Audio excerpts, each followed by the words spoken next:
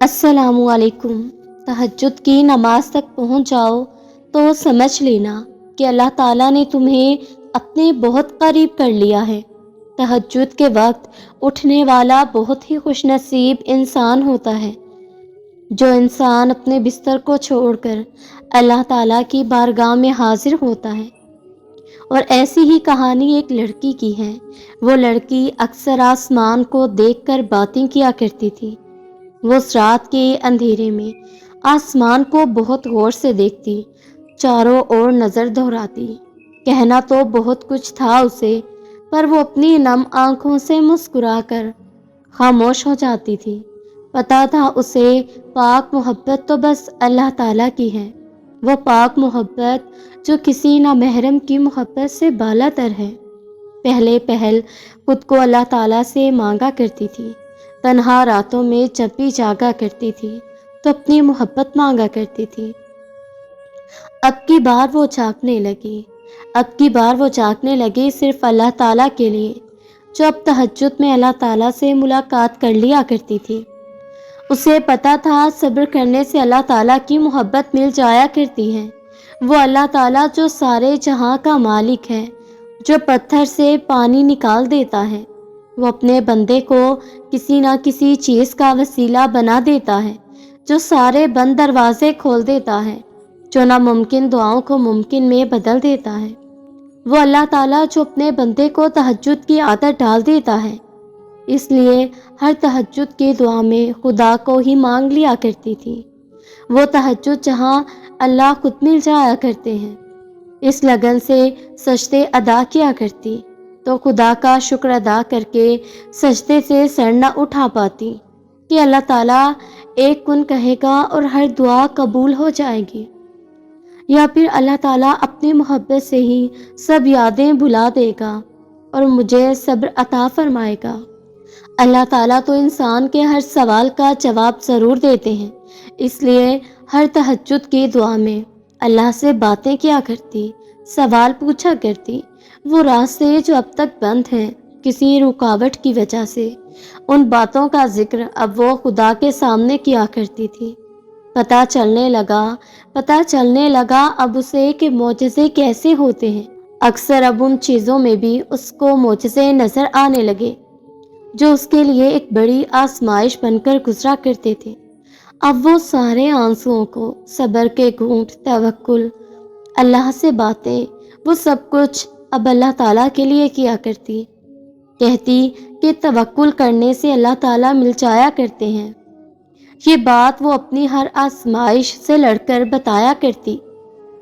कहती, देखे ना अल्लाह ताला, मैं अकेली रह गई हूँ। देखे ना अल्लाह ताला, मेरे सब ख्वाब टूट गए हैं। मैं अपना हर ख्वाब आपसे हमेशा कहती थी, अल्लाह ताला वो सब ख़त्म हो गया है। मैंने एक एक चीज़ आपसे कही थी ना अल्लाह ताला, दिल बहुत दुख गया है, बहुत ज़्यादा। अल्लाह ताला कोई ख्याल नहीं करता इस दिल का। अल्लाह ताला सब छोड़ जाते हैं, आपके नाम के वास्ते से भी कोई नहीं रुकता। मैंने बहुत कोशिश करके देखी है, सब चले जाते हैं। अल्लाह ताला देखे ना, जब मैं उसे आपके वास्ते देकर रुकने का कहती थी तो वो कभी रुका नहीं था। अल्लाह ताला देखे ना, और अब मैं उसे आपका वास्ता देकर दूर रहने को कहती हूँ तो अब वो मुझसे दूर नहीं रहता। जितना उसे मना करती हूँ वो उतना ही मुझसे बात करने की कोशिश करता है। आप तो जानते हैं मेरे दिल की बात, उस वक्त मैं क्या चाहती हूँ। अल्लाह ताला, क्या मैं इतनी बुरी थी कि मुझे छोड़ दिया जाता? अल्लाह ताला, दुनिया बहुत दुख देती है, बहुत दिल दुखाती है।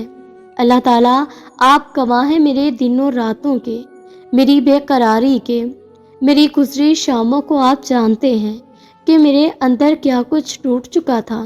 एक खलासा भर गया था अंदर, दिल भर गया था इस दुनिया और दुनिया के लोगों से। मैं तकलीफ़ में हूँ तो आज कोई मेरे साथ नहीं, किसी को मेरा दुख नज़र नहीं आता, सब अपनी दुनिया में मसरूफ़ हैं। देखे ना अल्लाह ताला, मैं बिखर गई हूँ, मुझे कैसे गिराया गया। अल्लाह ताला, मैं बेवकूफ़ क्यों हूँ? मुझे छोड़ देना इतना आसान क्यों था? क्या मैं अच्छी नहीं थी कि मुझे छोड़ने से पहले सोचा जाता? اللہ تعالیٰ اب کچھ بھی اچھا نہیں لگتا، اتنا وقت گزر گیا پھر بھی یہ زخم نہیں بھرتے، سب ساتھ چھوڑ دیتے ہیں، آپ ہمیشہ سنتے ہیں، ساتھ دیتے ہیں۔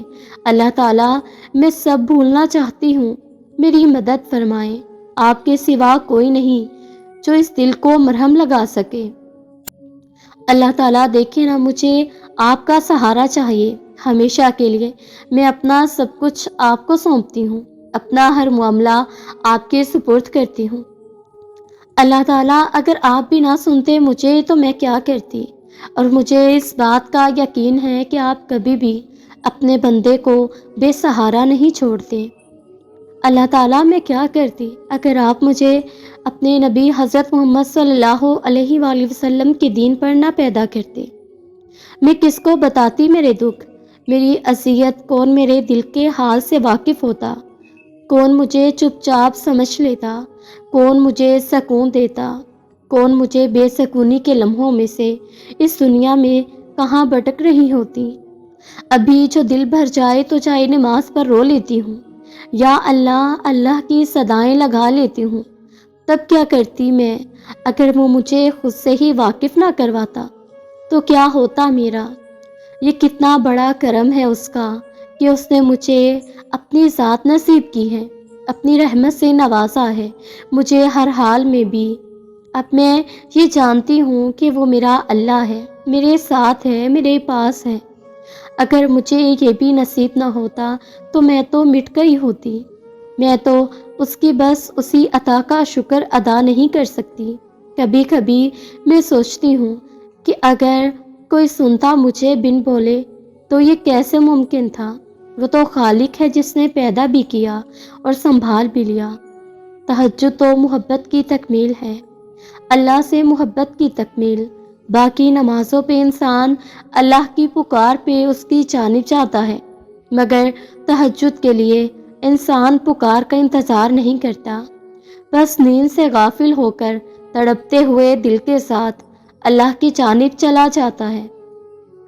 شاید اسی لیے تہجد فرض عبادات کا حصہ نہیں بنائی گئی۔ یہ تو بس وہی پڑھ سکتا ہے جس کو اللہ سے عشق ہو گیا ہو، ایسا عشق جس کے بعد محبوب سے گفتگو کیے بغیر دل کہیں چین نہیں پائے، ایسا عشق جس کے بعد محبوب کے ہر حکم پہ چپ چاپ سر کو جھکا لیا جائے۔ تبھی تو اللہ کی سب سے لاڈلی عبادت تہجد ہے، اور اس تک اللہ اپنے لاڈلے بندوں کو ہی رسائی دیتا ہے، کبھی غم دے کر تو کبھی راتوں کی نیند اڑا کر۔ وہ اس تک اپنے پسندیدہ بندوں کی ہی آواز سننے کے لیے پکارنے کے کئی بہانے بنا دیتا ہے۔ نہ آزمائش ہمیشہ رہتی ہے اور نہ یہ مرحلہ مستقل رہتا ہے۔ وہ جو عادل ہے وہی کفیل بھی ہے، وہ جو دور لگ رہا ہے تمہیں وہ تمہارے قریب بھی ہے۔ وہ مانگی ہوئی دعا رد نہیں کرتا، وہ تہجد کے سجدوں کو بھی ضائع نہیں کرتا۔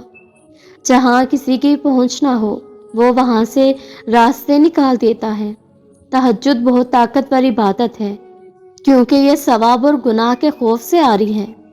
تہجد تک انسان تب پہنچتا ہے جب ساری حسرتیں دل کا ساتھ چھوڑ دیتی ہیں۔